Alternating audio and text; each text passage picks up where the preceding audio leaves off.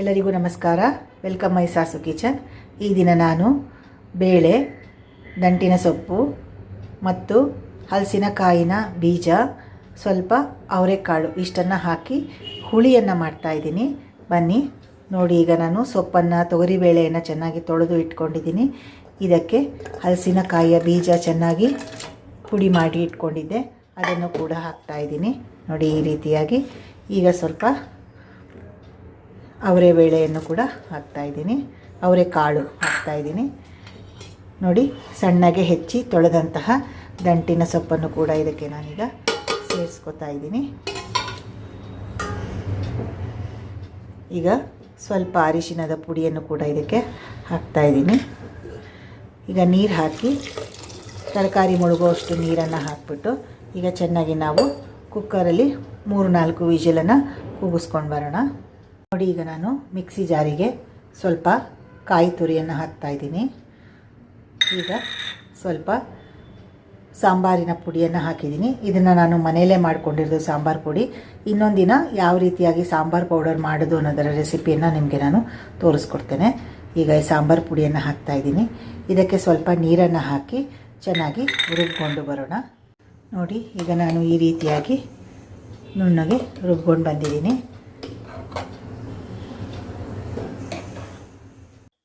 ನೋಡಿ, ಈಗ ಹೋಳು ಬೇಳೆ ಎಲ್ಲ ಚೆನ್ನಾಗಿ ಬೆಂದಿದೆ.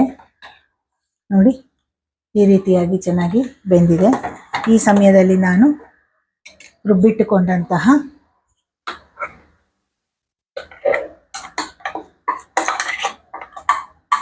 ಪೇಸ್ಟನ್ನು ಸೇರಿಸ್ಕೊತಾ ಇದ್ದೀನಿ.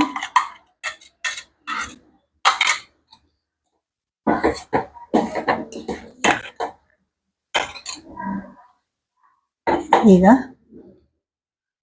ಹುಣಸೆ ಹುಳಿಯನ್ನು ಸೇರಿಸ್ಕೊತಾ ಇದ್ದೀನಿ.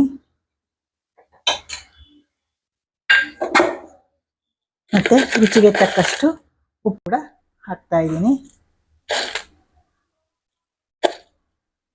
ಸೊ ಇದೆಲ್ಲ ಇವಾಗ ಚೆನ್ನಾಗಿ ಕುದೀಲಿ.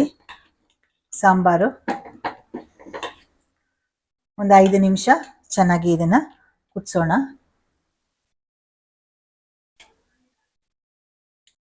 ನೋಡಿ, ಈಗ ಹುಳಿ ಚೆನ್ನಾಗಿ ಕುದೀತಾ ಇದೆ.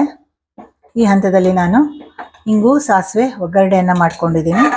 ನೋಡಿ, ಅದನ್ನು ಸೇರಿಸ್ತೀನಿ ಇದಕ್ಕೆ.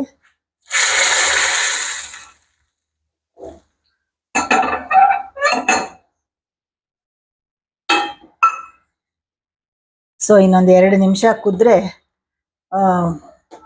ಹುಳಿ ರೆಡಿ ಆಗುತ್ತೆ. ಸೊಪ್ಪು, ಅವರೆಕಾಳು ಹಾಗೂ ಹಲಸಿನಕಾಯಿ ಬೀಜದ ಹುಳಿ ರೆಡಿಯಾಗಿದೆ. ಇದನ್ನು ಮುದ್ದೆ ಮಾಡಿಕೊಂಡ್ರೆ ಅದ್ರ ಜೊತೆ ಕೂಡ ತಿನ್ಬೋದು, ಚಪಾತಿ ಜೊತೆ ತಿನ್ಬೋದು, ರೈಸ್ ಜೊತೆ ತಿನ್ಬೋದು. ತುಂಬ ಚೆನ್ನಾಗಿರುತ್ತೆ. ಸಾಂಬಾರು ಪುಡಿಯನ್ನು ನಾನು ಮನೆಯಲ್ಲೇ ಮಾಡ್ತೀನಿ. ನಾವು ಇದನ್ನು ಆಲ್ ಓವರ್ ಕರ್ನಾಟಕ ಕೂಡ ನಾವು ಕಳಿಸ್ಕೊಡ್ತೀವಿ. ಬೇಕು ಅನ್ನೋರಿಗೆ, ಯಾರಿಗಾದರೂ ಬೇಕಾದರೆ ನಾನೊಂದು ಮೊಬೈಲ್ ನಂಬರ್ ಕೊಡ್ತೇನೆ. ಅದಕ್ಕೆ ನೀವು ಕಾಲ್ ಮಾಡಿದ್ರೆ ನಾವು ಕೊರಿಯರ್ ಮೂಲಕ ಕಳಿಸ್ಕೊಡ್ತೀವಿ. ದಯವಿಟ್ಟು ಮೊಬೈಲ್ ನಂಬರ್ ನೋಟ್ ಮಾಡ್ಕೊಳ್ಳಿ: 9972472126. Thank you. ಈ ವಿಡಿಯೋ ನಿಮಗೆ ಇಷ್ಟ ಆದರೆ ಲೈಕ್ ಮಾಡಿ, ಸಬ್ಸ್ಕ್ರೈಬ್ ಮಾಡಿ, ಶೇರ್ ಮಾಡಿ.